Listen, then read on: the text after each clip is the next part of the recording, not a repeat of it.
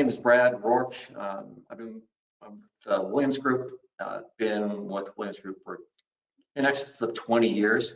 So I know your profession quite well, I'm proud to say. It's a privilege to be working in your profession. So a few little plugs about the Williams Group. We've got 3 divisions. We're going to kind of cover 2 aspects of them today, accounting and tax. We have an accounting and tax division that we offer to our clients, and then a transitions division, which Bill Nolan runs. It's probably the best guy in the country at it and the most experience. We do appraisals and help doctors buy in, sell, advise to private equity, etc. So that's 2 of the 3, tax and accounting, 1, transitions 2. And then we have our bread and butter, which we started in 1987. That was before my time. Dr. Brad Williams started along with Tom Bowen and Bill Nolan, the consulting area of our business. And just a real quick plug on something new the Williams Group is offering. It's an assessment to look at your demographic of your practice, essentially your patient registry, the age demographic. So we have an analysis where we can go in and look at the distribution of the population of your patient base, and then based on that population, we can analyze it to determine whether or not your billing codes are hitting sort of a state standard level or assumed level of problem-focused billings. So let's just say, for example, for every comprehensive exam, let's just say that given your age distribution of your patient base, so you've got a lot of people like my age that are well over 50, and the problem focus should be higher, say 4 or 5 for every 10 comprehensive, so 1-to-5 ratio. So we can look at that for you and let you know how you're doing with respect to your, I'll call it the medical model, so to speak. But so we have that developed now, and so let's move on to this. Thanks for hearing me out on that, and if you're interested in having us and analyzing how you're doing relative to what your population distribution of your patient base is, we can certainly help you with that. Because as a licensed tax practitioner, it's something I want to know. Like, I would like to know, am I practicing tax to the extent that I should be? Am I providing it the deductions on the tax returns that you should be getting? So similarly, with you as an optometric physician, a licensed physician, given your patient distribution, are you treating your patients on a problem-focused analysis relative to your patient demographic? So that's a little summary on that. So to the topic at hand here. So at some point, all of you or other, well, if you have a practice, you've either bought it or started it, and then at some point in your career, you're going to sell it. Whether that's imminent doesn't necessarily matter. So there's a lot of aspects to selling a practice, either partial or say bringing on a current associate as a partner, or selling 100%, or selling to private equity.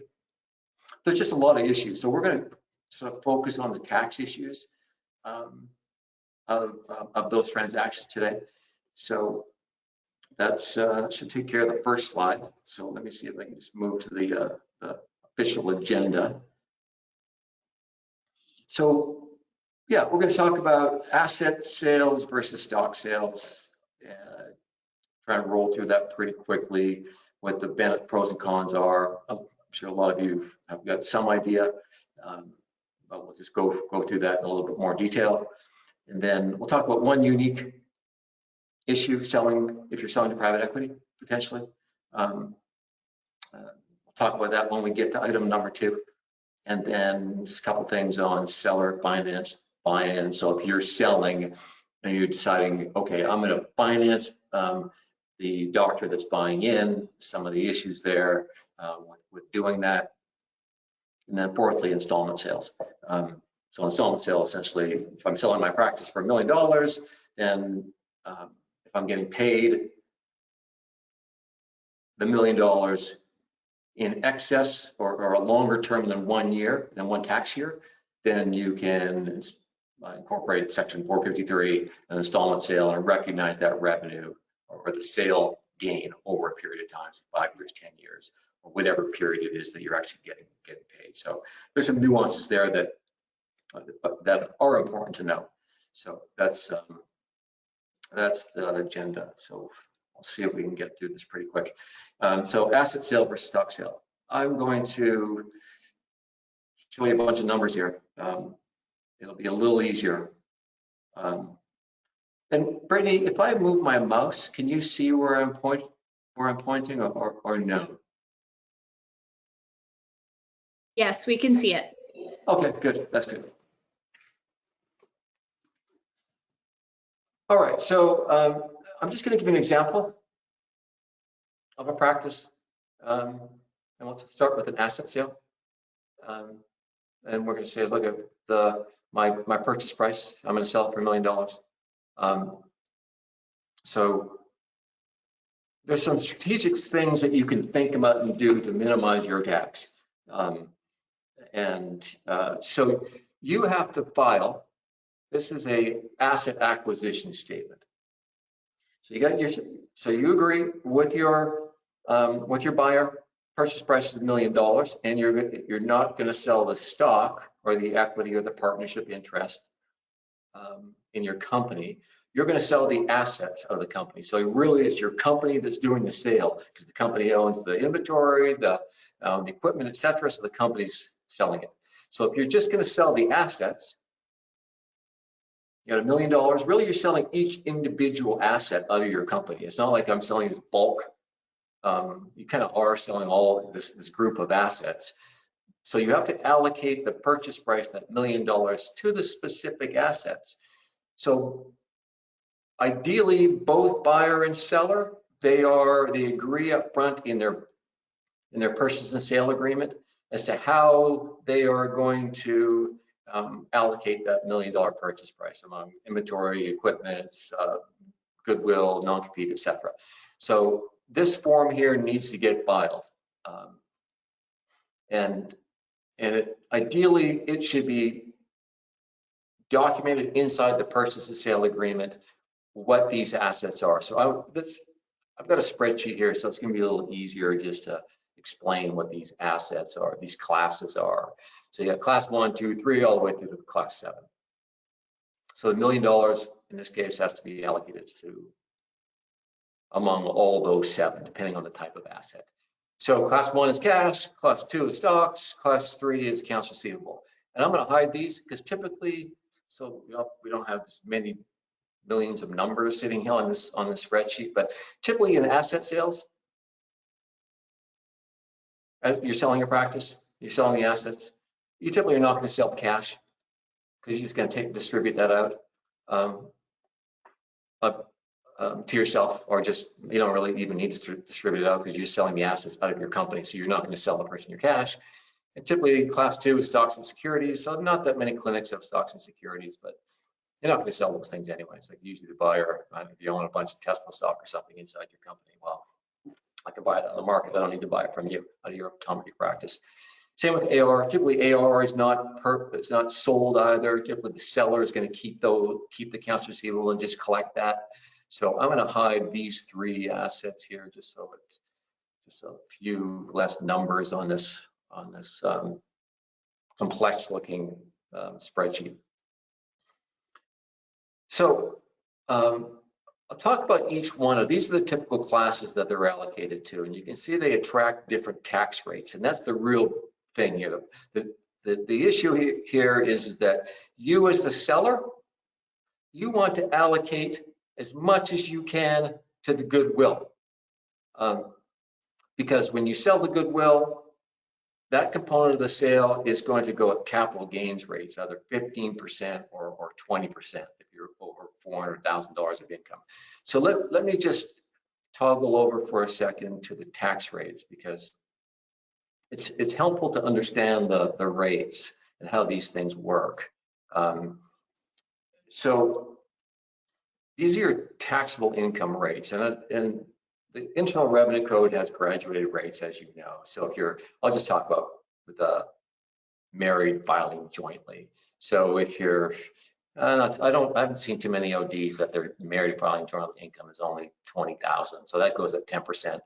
Then the next, basically 60,000 goes at, when I say goes at it, I mean it's taxed at 12%. So they're graduated rates. So you don't, if you get to 171,000, you're not taxed at 24% on the whole 71,000. You're only 171,000. You're only taxed at 24% between these two numbers, between 171 and 326. So it's really important. You don't want to be, ideally, you don't want to be up in this third. Like you can kind of stomach 30 or 24%, but it's the federal government starts taking 32, like it's pushing a third of your income. So 1/3 of your time is working for the IRS at a certain level. It's you ideally want to get below that. So that'll be, we'll go to installment sales on that. And then, once you're up over $400,000, and when you're selling your practice, often you get up into that $400,000 taxable income range. Okay, so those are ordinary income tax rates. They stack. And then capital gains, if you're making over,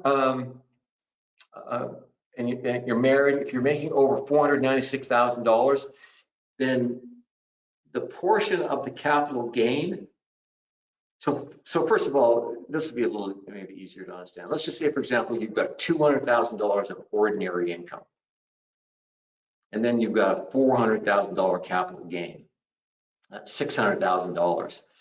So you don't take the capital gains as a separate bucket, and all that is taxed at 15 or 20%, and then all your ordinary income is taxed at these rates. No, it's not how it works, unfortunately.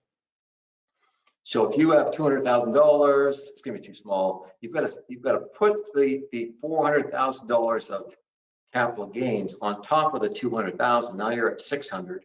So on this capital gains, so if your taxable income is over 496, so in this case, you've got $600,000 of taxable income, 200 is ordinary, 400 is capital gains, then not just the $400,000 doesn't get taxed at the 15%.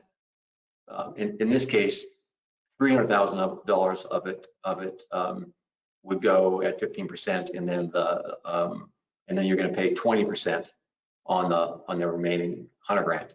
So yeah, so point is, they're not separate buckets. So you stack the capital gains on top of your other ordinary income.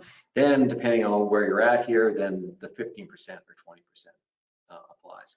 So extra 5%, that's not nothing. So let's keep that in mind when we talk about this asset sale allocation.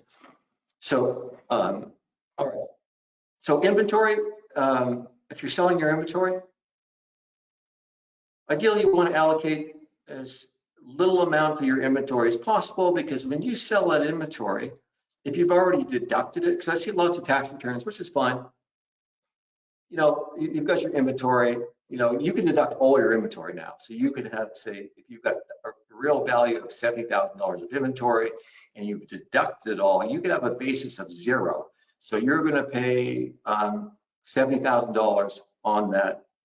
You're going to pay $70,000 of taxable income, and it's going to go at ordinary income tax rates, 32% on inventory. So I'll just move this back to, say, maybe you've got it on your balance sheet, that's at 30,000. So then you've got to allocate to, because you're selling your inventory and then you're selling your equipment. And this is a really, this is a big piece of it. So the concept here is that most practices have either historically taken in Section 179 and deducted all their equipment, or since 2018, they've taken bonus depreciation and deducted 100% of their equipment. So they've already deducted the equipment, and they deducted it against their ordinary income. So to the extent that you allocate the purchase price to equipment, that goes at ordinary income tax rates. So I've got here, okay, maybe there's 20,000 you haven't deducted of the 300. So that means you're going to pay 32%, because you're probably going to be up in this, or potentially up in the higher rate, since you've got a lot of income this year, you're selling your practice.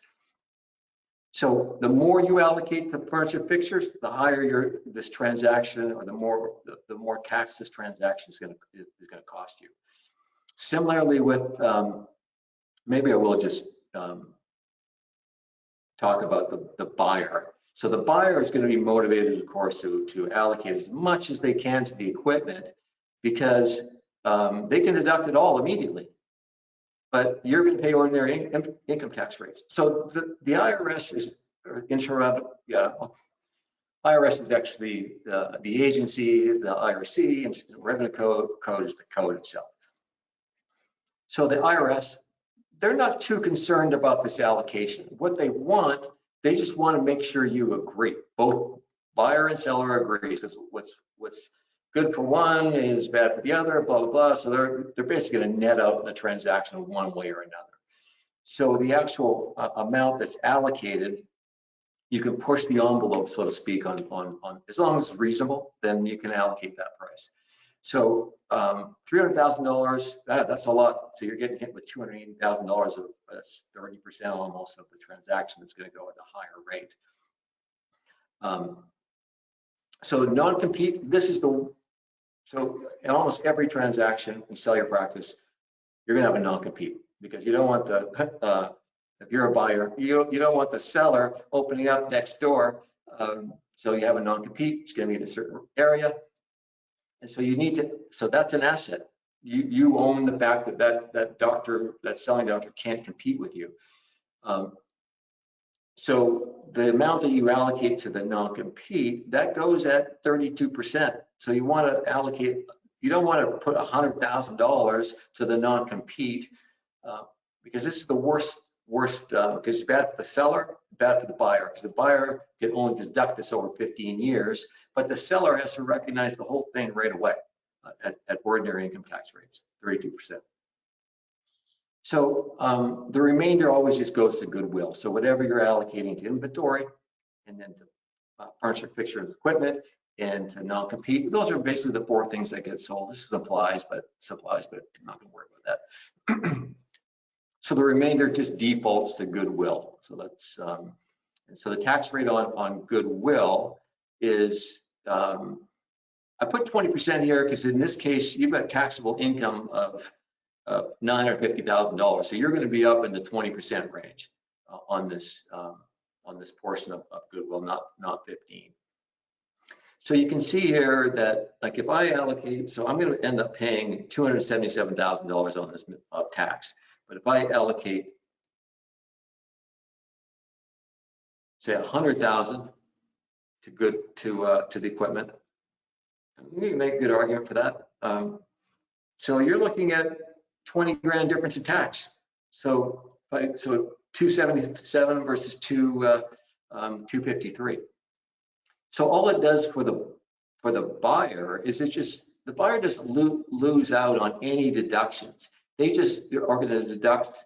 So let me just put this back to 100,000. So we got 620,000 on goodwill. This goes to 820. So the buyer can still deduct the whole 820,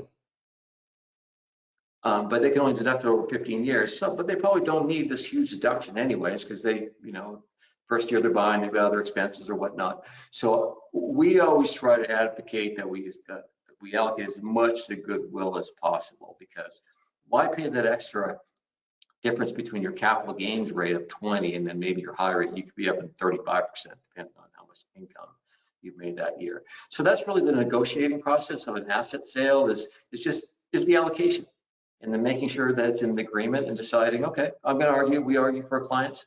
Yeah, we want to put as much to goodwill as possible and as little to non-compete, ideally, because that's bad for both parties.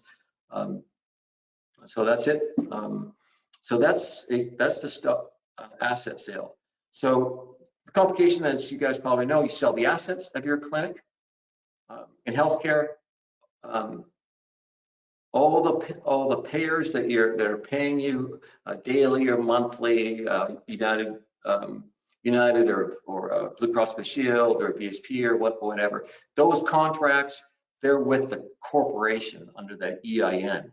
So that's the only downside, is that if I'm buying your assets from your clinic, and now I'm putting these assets into my company, then the payers have the contracts with the seller. So I've got to get re-credentialed under all those payers so I can still bill all the patients that are coming in. So it's a bit, so that's one reason to potentially negotiate for a stock sale. But I'm not a real big advocate of the stock sales because it gets a little complicated. But if I say I do buy your practice and you sell me the stock, okay. Yeah, it's advantageous to you because I've got a blended rate of 17.5%. So same thing, $1 million practice. Usually you don't have much to deduct on a tax basis. So almost all of it gets taxed, capital gains rate. So the first, say, if you got no other income, the first 400,000 goes at 15, first 500,000 goes at 15%. The rest goes at 20, so it's 17%. But really, if I've got most of it structured towards goodwill, I'm still getting most of this sale at capital gains rate regardless. So if I buy the stock, so let's just go back to that example. I buy the stock, I buy your stock. Okay. Then I'm going to sell my company down the road. And so if I buy the stock, I can't bump up these assets and deduct them. I've just got this whole $1 million sitting as a valuation on my stock. I can't do anything with that until I sell. So then I've got to get someone to also buy the stock, but they don't want to buy the stock because they want to buy the assets so they can step up the value of the assets to the fair market value and then deduct them over time. So we rarely see stock sales. I typically don't recommend doing them for those reasons. It kind of puts everybody in a bit of a bind, and then you can really structure them anyways to get the goodwill up at the tax rate that really is typically the only benefit of buying the stock is, yeah, you know it's going to go at 15% or 20%. So those are some of the considerations for an asset sale versus stock sale. So you can see here the difference. Like if I'm allocating 820,000, that's getting up there. Because yeah, you can argue maybe you do have a bunch of old equipment, whatever. Maybe it's not even worth 100, or maybe it's worth 400. But you just got to agree on that amount. But so you can see the difference here on the sale on the tax, 253 versus 222. That's assuming you're allocating 80% to goodwill, which this pushed the envelope, but maybe not. This depends on the quality of these assets, etc. So okay, that's asset versus stock sale. So let me just toggle back over and see where I'm at here. Yeah, we are giving up. I don't know if we're going to get through this content. So I'm going to be real quick on this nuance of selling to private equity. I've got an example, but if I get into that, the numbers sometimes I might get bogged down. So I'll just tell you the concept. So same number, you sell your practice to private equity for $1 million. Okay, do you agree on that price? Good. So they're going to offer you potentially, let's just say they offer you $800,000 cash. That's not really how it works because you get some holdbacks, but let's just assume for this discussion. $800,000 cash, and then they're going to say, look, we're going to give you $200,000 in partnership units, or basically stock.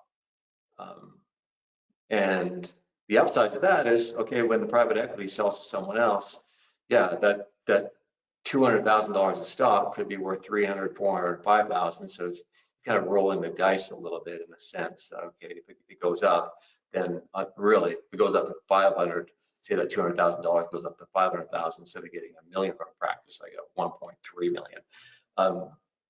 So the issue becomes from a tax perspective is you can elect. So backing up just another second, when you accept equity in a private equity deal, they're actually partnership units. I'm going to take these partnership units instead of the cash, $1 million cash, or you can take $200,000 of it. Okay, you can elect to and it's an 83B election, you can elect to pay tax on that $200,000 as if you received it today. If you don't elect it, then you don't pay tax on that $200,000 until you sell it down the road. It's almost like an installment sale.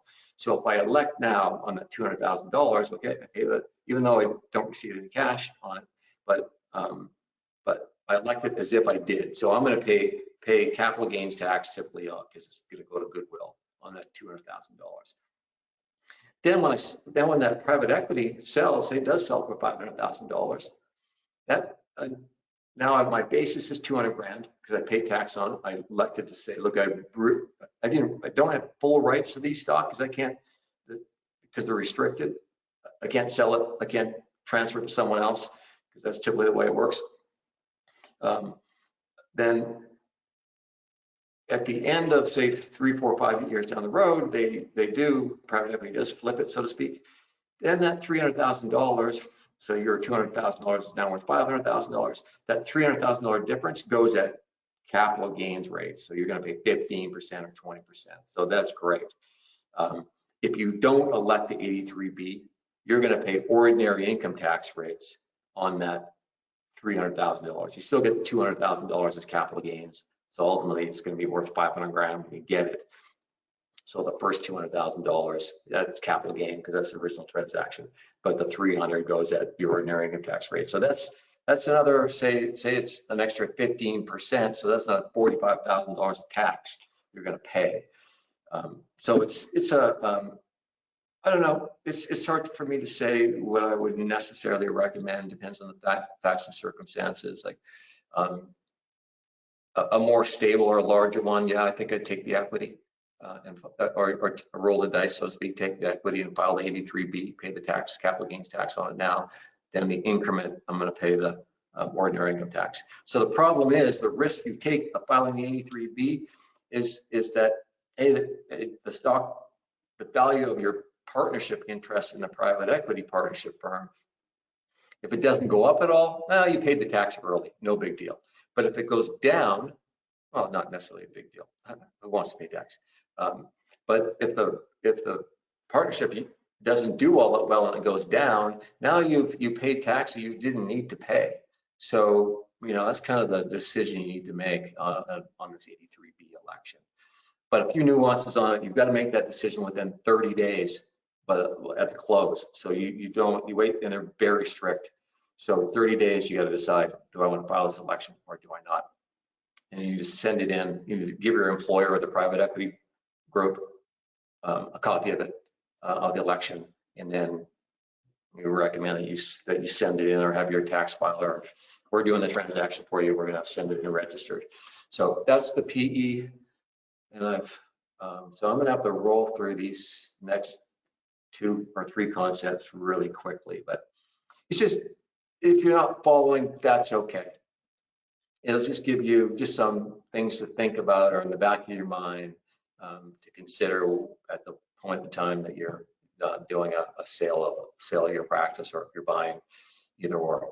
So really quickly on this. So oftentimes, if I don't have enough money to buy you into your practice or buy your practice, you might say, okay, look, Brad, you don't have to pay it all up front. If I'm buying into your practice, say 50%, say I'm paying $600,000 for half your practice, then you say to me, I say, look, I don't have the money. I can't get financing for 600 grand. And so you say, okay, that's all right. Over the next,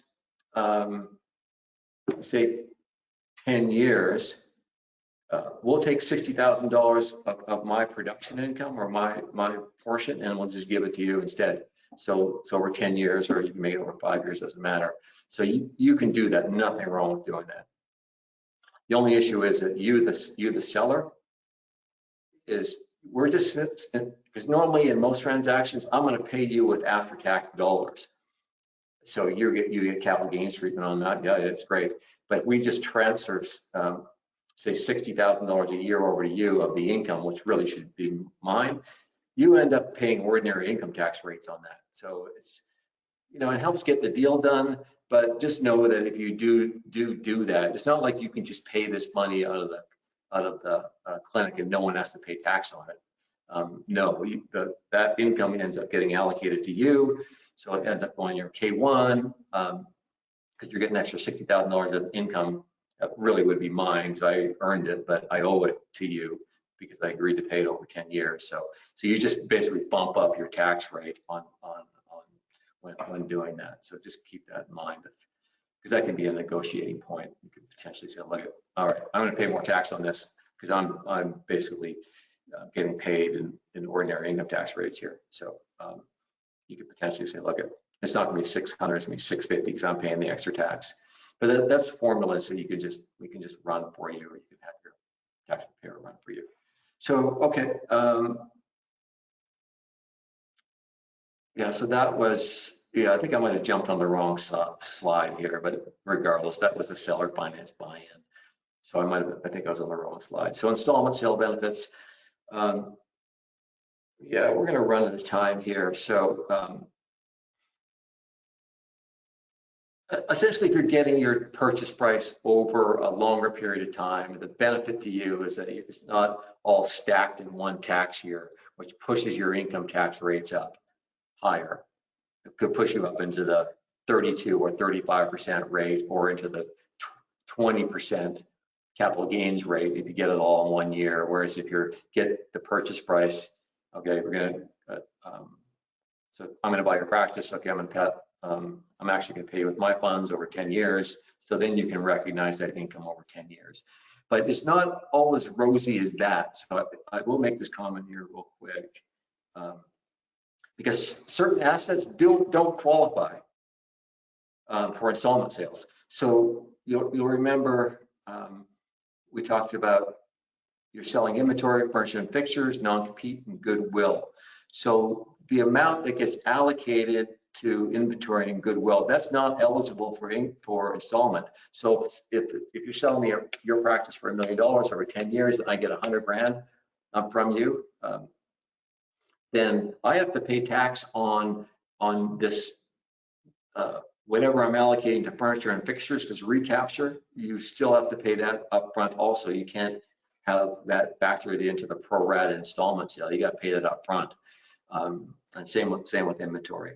So installment sales are great, but you could just do there's other reasons for installment sales, i.e. you get a buyer who can't pay the whole thing up front, but normally you can avoid an installment sale, especially, yeah, I would just, it's always good to get your money, I will say, even if you got to pay a little bit more tax on it, but installment sales are not as good as one might think. And so I'm going to run out of time here to really go through these numbers, but yeah, so I'll just leave it at that. Maybe I could do a separate webinar just on installment sales to get into the details if you're interested in that. So yeah, that was the point here. Inventory and equipment, because you're recapturing that depreciation is not eligible for installment. You're paying tax on that regardless. Another real quick, you may have heard of DSTs, deferred sales trusts, and these can be done within a private equity sale. So there's normally private equity, you get all most of your cash up front, and there's no installment. That's really loose. But the deferred sales trust it's a complicated transaction, but you can, so if I'm the seller, you're private equity, you're buying from me, I can transition all my assets into a deferred sales trust and say, really, you're going to pay the trust, and the trust is going to take that money over, say, 10 years or 5 years. So you can structure a private equity sale so it can be installment sale treatment, Section 453. But normally it's not. It's it costs you $4,000 or $5,000 to get one of these things done. And some people have a really high tax appetite. Yep, I want to do a deferred sales trust, or I want an installment sale. I'm going to get this done because I don't want to give the IRS or the state one more nickel that I absolutely have to. So I'll pay the additional fee. So if I net out 10 grand or 5 grand on doing a DST, I'm going to do it. So that's a really high tax appetite. But a lot of taxpayers, fair enough. Just make this easy for me, and I don't want to get too complex. So that's one camp, and the other camp is, okay, well, do whatever you can for me, so I just don't pay any tax. So that's it. Appreciate it. So if you have any questions, I'd be happy to take any. The question dialog box on this thing is very difficult to read, so we might not have any, but thank you, Dr. Scott. Appreciate that, saying thanks. That's kind of you. But you can see that these transactions can get complicated. And then I will say a lot of tax preparers for ODs don't have the experience that, or just they don't do a lot of these sorts of transaction sales and being involved with private equity, and there's some nuances that are really important to know. But we've done a lot of transactions, so we understand it from a negotiate. Bill can do it. He's very good. Bill Nolan, very good at keeping a deal together. All right, everyone. Happy Friday. Hope you have a great weekend, and hopefully we'll be talking at some point soon. All right. Bye-bye.